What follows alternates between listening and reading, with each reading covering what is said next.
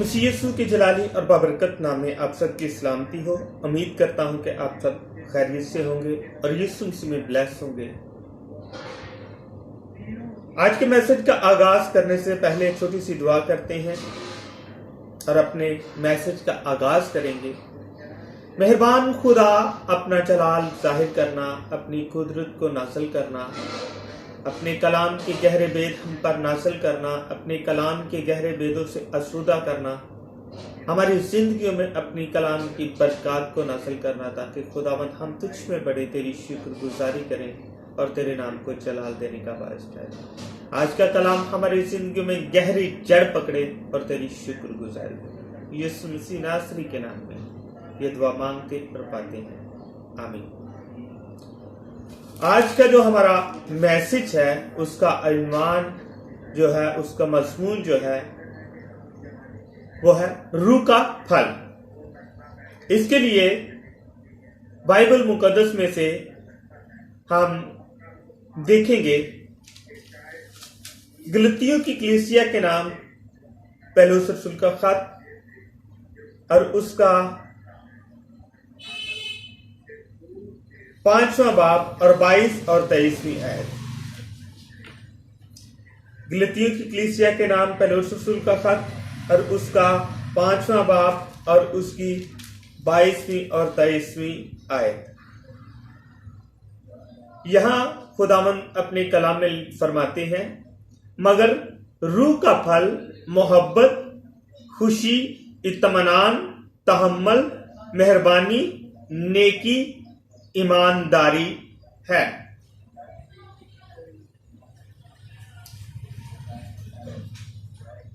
मोहब्बत क्या है?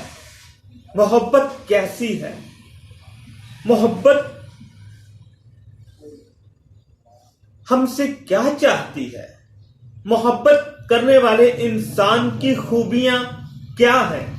उसकी निशानियां क्या हैं? जिस भी इंसान में बाइबल में बताई गई हुई ये बातें मौजूद होंगी, वो इंसान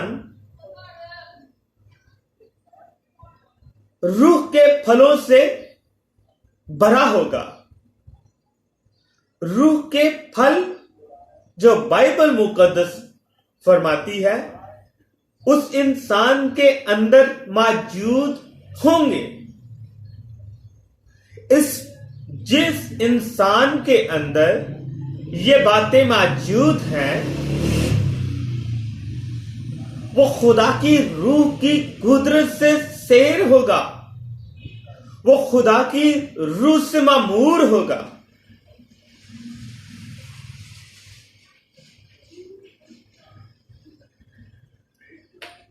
हिल्म परहेजगारी है, ऐसे कामों की कोई शरीयत मुखालिफ नहीं। यहां खुदावंद अपने कलाम में शरीयत की तमाम बातों को, जो एक ईमानदार, एक नेकोकार इंसान के अंदर देखी जाती है, शरीयत में, पुराने अहदनामे में, यहां पे खुदावंद अपने कलाम में फरमाते हैं, ऐसे कामों की कोई शरीयत मुखालिफ नहीं। जिस इंसान के अंदर रूह के ये फल मौजूद हैं, मोहब्बत, खुशी, इत्मीनान, तहम्मुल, नेकी, ईमानदारी, हिल्म, परहेजगारी, जिस भी इंसान के अंदर ये खूबियां मौजूद हैं वो इंसान ईमानदार है, वो खुदा के साथ मुखलिस है, क्योंकि शरीयत भी उसकी मुखालिफ नहीं है। एक और हवाला हम बाइबल मुकद्दस में से लेते हैं। यूहन्ना रसूल के नाम पौलुस रसूल का पहला खत और उसका चौथा बाब और उसकी 16वीं आयत। यहां खुदावंद अपने कलाम में फरमाते हैं, जो मोहब्बत खुदा को हमसे है उसको हम जान गए और हमें उसका यकीन है। खुदा मोहब्बत है और जो मोहब्बत में कायम रहता है वो खुदा में कायम रहता है और खुदा उसमें कायम रहता है। इस हवाले में भी खुदावंद पाक खुदा मोहब्बत के बारे में हमें बता रहे हैं कि जिस भी इंसान के दिल में मोहब्बत होगी, जिस भी इंसान के दिल में प्यार होगा, जिसके दिल में नफरत नहीं है, मोहब्बत से भरा हुआ है, वो खुदा में कायम रहता है और खुदा उसमें कायम रहता है। इसलिए मोहब्बत करने वाला इंसान कभी भी खुदा से दूर नहीं हो सकता। उसके इमोशन, वो इमोशनली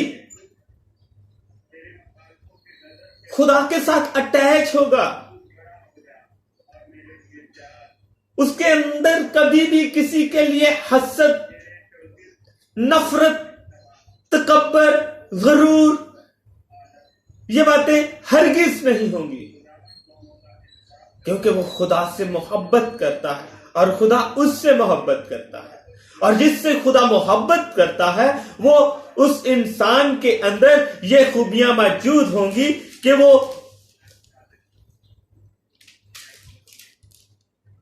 तहम्मुल, मोहब्बत, खुशी, इत्मीनान, मेहरबानी, नेकी, ईमानदारी, हिलम, परहेजगारी, ये खूबियां उस इंसान के अंदर मौजूद होंगी।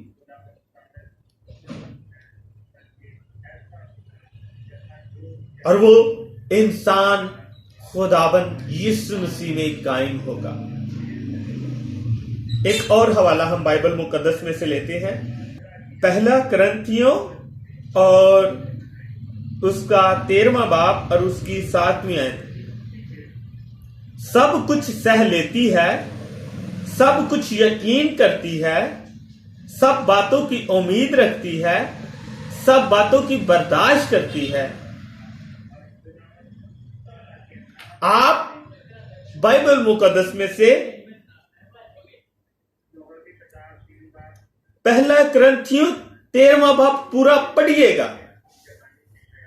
देखें कि खुदावंद पाक खुदा अपने कलाम में क्या फरमाते हैं। खुदावंद हमारी जिंदगियों में किस तरह काम करते हैं। खुदावंद हमारी जिंदगियों में जब होंगे तो हमारी जिंदगियों में मोहब्बत होगी।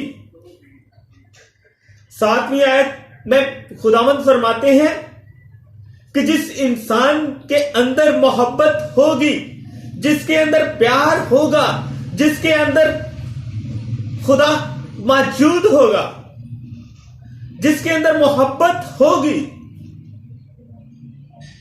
यहां 7वीं आयत में फरमाते हैं वो सब कुछ सह लेती है। मोहब्बत, जिस इंसान में मोहब्बत होगी वो सब कुछ बर्दाश्त करने की कुव्वत रखता होगा। उसके अंदर खुदा मौजूद है, वो सब कुछ बर्दाश्त करेगी, सब कुछ यकीन करती है। वो हर इंसान का यकीन करता है, भरोसा करता है। वो कभी किसी को झूठा नहीं कहेगा, वो कभी किसी पर इल्जाम तराशी नहीं करेगा। आगे खुदावंद अपने कलाम में फरमाते हैं सब बातों की उम्मीद रखती है। उसे हर बात में जो बात उससे नहीं हो पा रही, जो काम उससे नहीं हो पा रहा, वो उस बात की भी उम्मीद रखेगा कि मेरा खुदा ये मेरे लिए करेगा। उसे उम्मीद होगी, उसे भरोसा होगा। किस पर? अपने खुदा पर भरोसा होगा, क्योंकि वो खुदा से मोहब्बत करता है और खुदा उससे मोहब्बत करता है।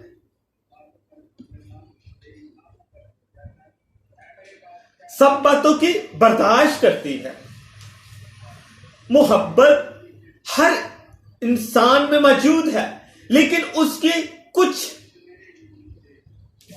कुछ हिस्सों में उसको डिवाइड किया गया है। लेकिन जिस इंसान के अंदर खुदा की मोहब्बत होगी, उसके अंदर ये खूबियां होंगी। लेकिन जिस इंसान के अंदर इस दुनियादारी की मोहब्बत होगी, इस दुनिया से मोहब्बत करता होगा, उसमें ये खूबियां नहीं है, क्योंकि वो इस दुनिया में रहते हुए मोहब्बत करता है। वो इस दुनिया के लोगों से मोहब्बत करता है, वो इस दुनिया की चीजों से मोहब्बत करता है, वो ऐसी चीजों से मोहब्बत करता है जो फानी है। फानी इंसान के दिल में जिसके जो मोहब्बत है, फानी इंसान के लिए जो मोहब्बत है, वो इन चीजों से खाली होगा। उसमें हसद भी होगा, उसमें नफरत भी होगी, उसमें तफरके भी होंगे, उसमें नफरत भी होगी।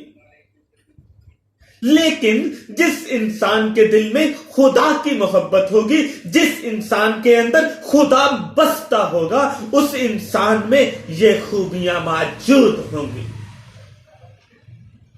क्योंकि वो सब कुछ बर्दाश्त करने की कुव्वत रखता है। वो अपनी तरफ से नहीं, बल्कि खुदा उसको ये सब बर्दाश्त करने की कुव्वत देता है। वो सब कुछ सह लेता है, वो हर इंसान की बात को बर्दाश्त कर लेता है, क्योंकि उसके अंदर खुदा मौजूद है।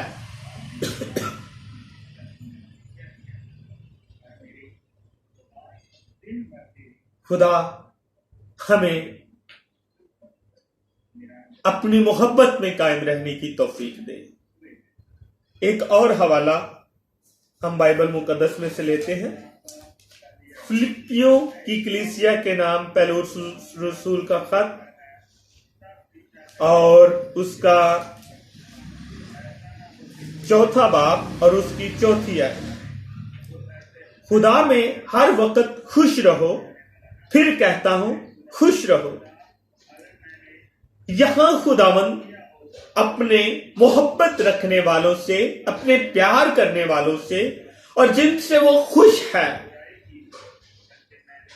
उनके लिए खुदावंद अपने कलाम में फरमाते हैं, खुदावंद में खुश रहो। फिर कहता हूं खुश रहो। इस दुनियादारी की चीजों से खुशी नहीं मिलती।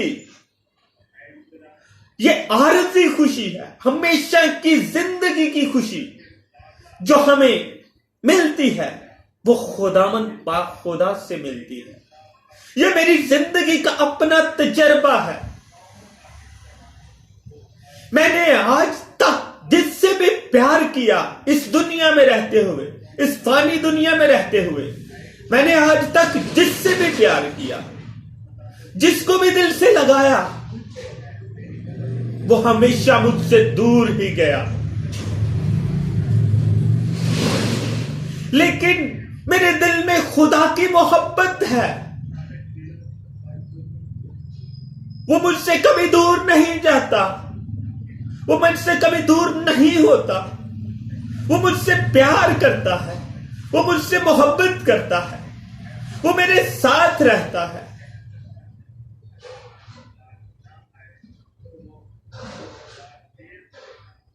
जब हमें इस दुनिया में रहते हुए, एक दुनियावी इंसान होते हुए, जब हम किसी से मोहब्बत करते हैं, वो जब हमसे दूर होता है तो हमें कितनी तकलीफ होती होगी।